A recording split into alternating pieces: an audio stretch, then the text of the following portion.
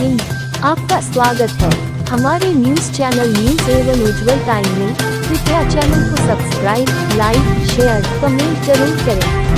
बहुत अच्छा नहीं, मैं तीसरी बार लखनऊ के प्रेस क्लब में आया। अरे भाई आगे मत लतीफ पीछे हट जा। आज की जो प्रेस वार्ता है उसका सबसे बड़ा विषय है जनहित। और आपने और मैंने खुद देखा, मैं जहाँ गया था उस जगह का नाम है हैदर कैनाल रोड।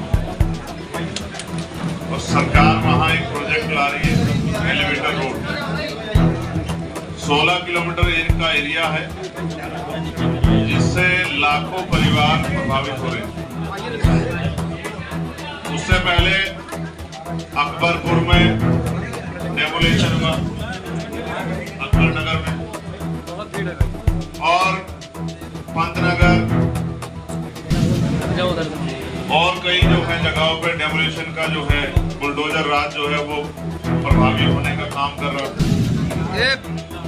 मैं आज मेरे पास उनका लेटर गया था कि आपको आना चाहिए क्योंकि लाखों लोगों की जिंदगी का सवाल है। तो मैं अपनी बात को शुरू करते हुए इस बात की प्रमुखता के कारण का जो मेन कारण उस पर आपको किताब के ध्यान आकर्षित करता हूँ। ये देश 14 अगस्त 1947 को अंग्रेजों के अधीन, 15 अगस्त को हम लोग आजाद हो गए, 16 अगस्त को भारत आजादी का जीवन जी रहा था, लेकिन धन धरती राजपाट बंटवारा नहीं। जो व्यवस्था देश में चली आई है उस व्यवस्था के कारण लाखों लोग, करोड़ों लोग ऐसे थे, आबादी का 80-85% वर्ग, जिनके पास ना कोई रोजगार था, ना जमीन थी, ना कोई उद्योग था, ना ही नौकरियां थी, ना ही कुछ और थी। तो अमीर अमीर रह गया, गरीब गरीब रह गया। जिसके पास एक दिन जमीन नहीं थी उसके पास आजादी के बाद ऐसा नहीं कि हजारों बीघे जमीन आ गई। जिसके पास 1 बीघा जमीन थी उसके पास 1 बीघा जमीन, जो भूमिहीन था भूमिहीन रहा। जैसे एक न्यूज एजेंसी का सर्वे है कि 54% दलितों पे 1 गज जमीन नहीं है देश के अंदर। तो ये वो लोग हैं जिनको आज अवैध कहा जा रहा है, जिनसे चुनाव में हाथ जोड़ के वोट मांगी जाती है, जिनके पैर छुए जाते हैं, पैर धोए जाते हैं, पैर दबाए जाते हैं। लेकिन आज ये अवैध हो गए हैं क्योंकि ये गांव से अपमानित होकर जाति धर्म के आधार पे सामंतियों का शोषण रह के मजदूरी मांगने पे पिटकर बहन बेटियों की इज्जत की रक्षा करते हुए गांव छोड़ के यहाँ भाग आए। और यहाँ जब भाग आए तो अपना जीवन यापन करने लगे।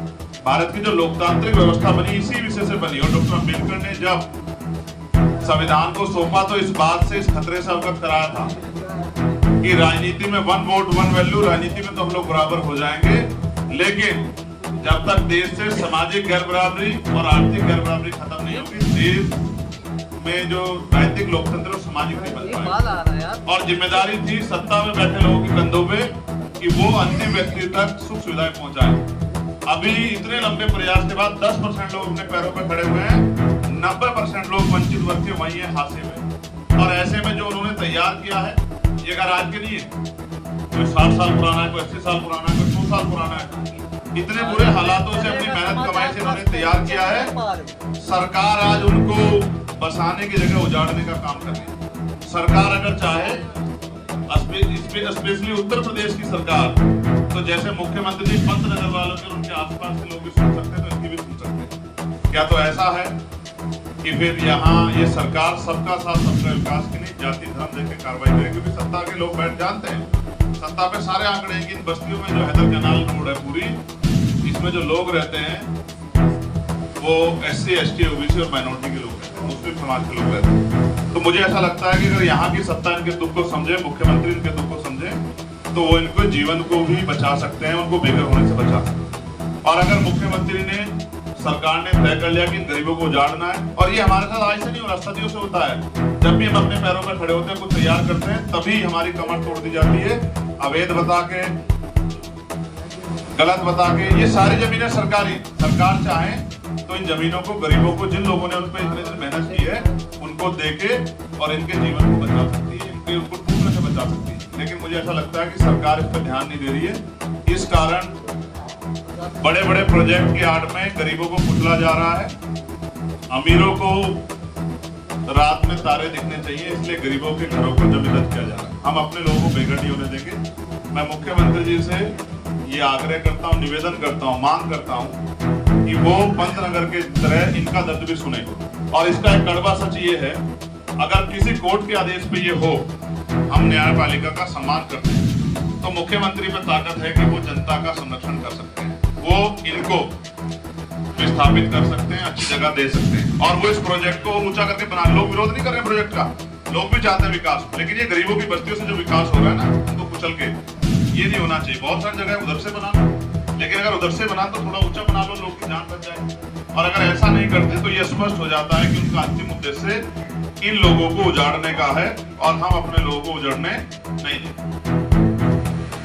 सारे काम हो सकते हैं। अकबर नगर में जो हुआ है, आप सब लोगों ने देख लिया, उनको छोटे छोटे कमरों में रख दिया। वहां बिजली नहीं आ रही, पानी की व्यवस्था नहीं है, सुरक्षा की व्यवस्था नहीं है, वो सब लोग रो रहे हैं। उनके ऊपर जबरदस्ती 5 लाख रुपए का वो जो है एक अमाउंट तय कर दिया कि आपको ये देना है। लोगों पे खाने को रोटी नहीं है, लेकिन सरकार को पैसा चाहिए। तो ये पैसा जब करोड़ों करोड़ रुपए मुझे बंदे का माफ करते तो जनता का माफ कर दो।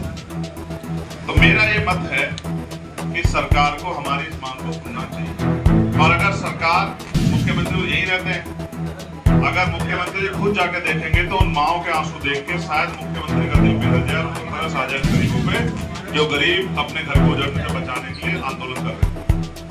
मैं उन सभी गरीब परिवारों के साथ, और उनकी लड़ाई सड़क से लेकर पार्लियामेंट तक हम लोग लड़ेंगे।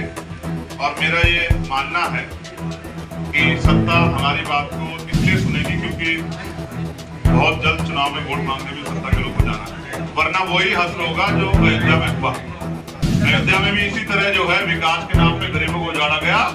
फिर जनता ने बताया कि धर्म सेकेंडरी, पहले उनका जीवन है, उनकी सुख सुविधाएं हैं, उनको इज्जत की जिंदगी मिले, और जो उनको नुकसान पहुंचाएगा उनको सबक सिखा, वो वोट की जोर से सबक सिखाएंगे। साथ साथ आपके और मेरे याद होगा कि उत्तर प्रदेश में पुलिस की एक भर्ती आई थी, जिसके बहुत बड़े बड़े प्रचार हुए थे। लाखों बच्चों ने, लगभग 66 लाख बच्चों ने फॉर्म भरा था। बड़ी नौकरी की व्यवस्था होने वाली थी, सब लोग परेशान, खुश थे कि नौकरी आ गई है। फिर उसका पेपर लीक हुआ, हम लोगों ने विरोध किया, तो मुख्यमंत्री जी कहने लगे कि इनको ये झूठा खबर फैला रहे हैं। लेकिन बाद में अंत मांगा और भर्ती कैंसिल की। 6 महीने का समय मांगा था। मैं बस लखनऊ में बैठ के मुख्यमंत्री जी को याद दिला रहा हूँ, समय पूरा हो गया। वो बच्चे जो हैं इंतजार देख रहे हैं, उनकी बहनें सपने देख रही हैं, उनकी माएँ, उनके पिता सपने देख रहे हैं कि हमारा बच्चा नौकरी लग के अपने पैरों पर खड़ा होगा, हमारी जिंदगी बदलेगी। तो उस भर्ती को मुख्यमंत्री जी जल्दी करा दें। और साथ साथ मैं एक मांग को पार्लियामेंट में भी उठा चुका, यहाँ भी आपके सामने रख रहा हूँ। मुख्यमंत्री जी के हाथ में ताकत है, मेरे हाथ में नहीं है कि वो पुलिस रिफॉर्म कर सकते हैं। पुलिस की ड्यूटी 8 घंटे करके उनको सप्ताह में 1 दिन की छुट्टी दे सकते हैं। उनको इस बोझ से, अनावश्यक बोझ से फ्रस्ट्रेशन निकाल सकते हैं, उनकी वेतन विसंगतियां दूर कर सकते हैं। उनके पास ताकत है, मेरे पास नहीं। मैं चीफ मिनिस्टर होता तो आज ही करता, लेकिन उनके पास है। वो उनकी वोटर स्कीम से उनको निजात दिला सकते हैं। क्योंकि छुट्टी भी अगर मिल गई तो 500 किलोमीटर जब तक घर पहुंचेंगे तो छुट्टी का डे खत्म हो जाएगा। पत्रकारों पे जिस तरह के हमले हो रहे हैं, अभी एक रिपोर्टिंग करने 5 पत्रकारों को मुकदमा कर दिया। ये जो पत्रकारों के इस पे हमले हो रहे हैं, उनकी आवाज को दबाया जा रहा है, ये भी बंद होना चाहिए। मुख्यमंत्री ने वादा तो किया है कि पत्रकारों के साथ अन्याय होगा, लेकिन मैंने तो बनारस में अभी एक एसडीएम को पिटते हुए देखा। यहाँ कौन सुरक्षित है? अधिकारी सुरक्षित नहीं है, कर्मचारी सुरक्षित नहीं है, नौजवान सुरक्षित नहीं है। और मेरी मुख्यमंत्री से मांग है, वो सबका साथ सबके विकास की बात करते हैं, तो उनको जो वेस्टलैंड है, बंजर भूमि है, ग्राम समाज की भूमि है, वंचित वर्गों में बांट देना चाहिए उस भूमि को, जिससे कि वो लोग खेती किसानी करके, कोई रोजगार तो नहीं, पढ़े लिखे नौजवान बेरोजगार घूम रहे, किसानों को फसल का दाम नहीं मिल रहा है। तो जो वेस्टलैंड है उसको गरीब कमजोर तबके में बांट देना चाहिए। उत्तर प्रदेश के कई ऐसे जिले हैं पूर्वांचल के, जहां से मैं आता हूं, नगीना लोकसभा से, बिजनौर, मेरठ, मुजफ्फरनगर बाढ़ से ग्रसित होने वाले। सरकार चाहे तो उन लोगों के जीवन को सुरक्षित कर सकती है। बहुत लोगों की जाने जाती है, बहुत फसलें उजड़ जाती है, मुआवजे के नाम पे चंद सिक्के दिखाए जाते हैं। मैं आग्रह करूंगा मुख्यमंत्री जी से कि नींद से जाके मुख्यमंत्री सुन लीजिए, गरीबों को, किसानों को, मजदूरों को सुन लीजिए। और एक बहुत इंपॉर्टेंट विषय है जिसपे आज चर्चा आपको मुझे करनी है, उसके लिए मैं वहां से यहाँ चल के भी आ रहा हूँ। भारत का संविधान किसी भी तरह के भेदभाव को स्वीकार करता, लेकिन मेरे पड़ोस के जिले में जिस तरह से ठेली दुकान वालों को नाम और जाति, अब हमें जाति से कितने दिन हो गए बचते हुए, क्योंकि जाति के आधार पर शोषण होता है, उससे बचते हैं। धर्म के आधार पर जो शोषण होता है उससे बचते हैं, उसके लिए हम आवाज उठाते हैं। लेकिन ये जो किया जा रहा है ये ना न्याय संगत है, ना कानून संगत है, ना ही संवैधानिक मर्यादाओं के अनुसार ठीक। तो मेरी मुख्यमंत्री से मांग है, अगर आपके अधिकारी बेलगाम होंगे तो उन पर लगाम लगाओ, और अधिकारी बेलगाम नहीं, आपका प्रोजेक्ट है तो आप इसको ऐसा ना करो। क्योंकि कावड़ियों के लिए बहुत सारी व्यवस्था की गई, लेकिन हमारे यहाँ बहुत तरह के लोग रहते हैं। कावड़ियों की आड़ में कोई असामाजिक तत्व जब चिन्हित होगी दुकान, ये रहीम की दुकान है या ये राम की दुकान है, किसी भी दुकान पे आके उस आदमी के साथ कोई दुर्घटना, कोई बड़ी अप्रिय घटना कर सकता है। पूरे क्षेत्र में सांप्रदायिक तनाव हो सकता है, कोई अप्रिय घटना कर सकती है। हमें अपने प्रदेश की फिक्र है, अपने लोगों की फिक्र है, इसलिए मुख्यमंत्री मांग करते हैं ऐसे बेलगाम अधिकारियों पे लगाम लगाएं। और अगर ये आपकी योजना हो तो कृपया ऐसी योजनाओं पे दोबारा पुनर्विचार न करें। ये योजना प्रदेश को खंडित करने के लिए है। जाति धर्म में बटे हुए समाज को जोड़ के संविधान ने इकट्ठा किया था।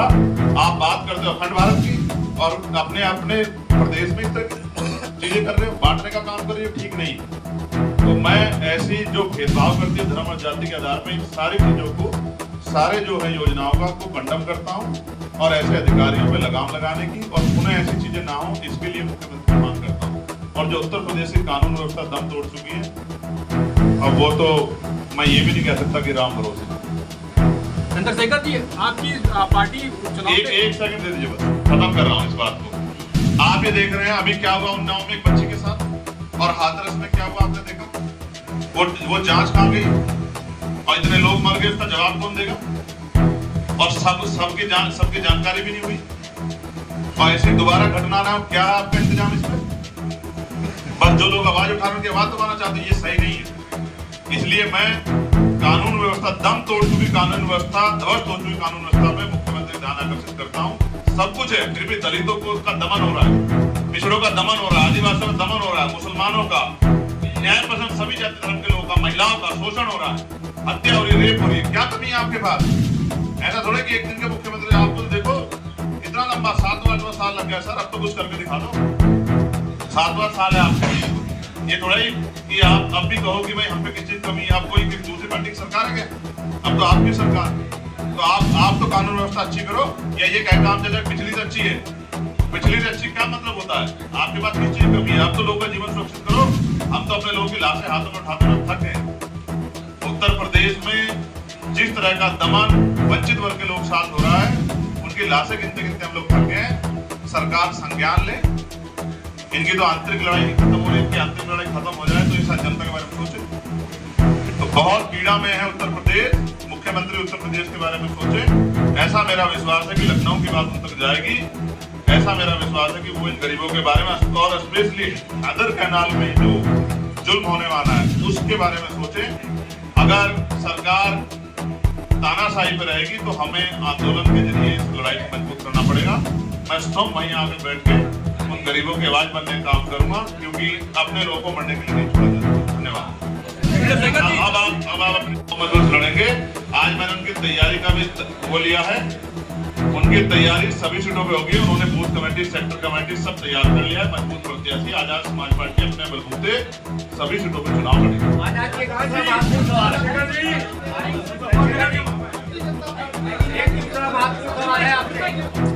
देखिए मैं फिर कह रहा हूँ, धर्म और जाति से आगे हटके अगर वास्तविकता में बुनियादी मुद्दों पे बात होगी तब जाके उत्तर प्रदेश अच्छा मुद्दे बनेगा।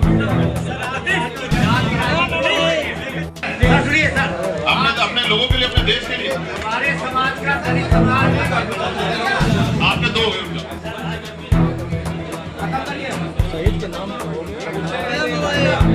हमारे घरों को उजाड़ के चाहे पौधे लगा दो, चाहे उद्योग लगा दो,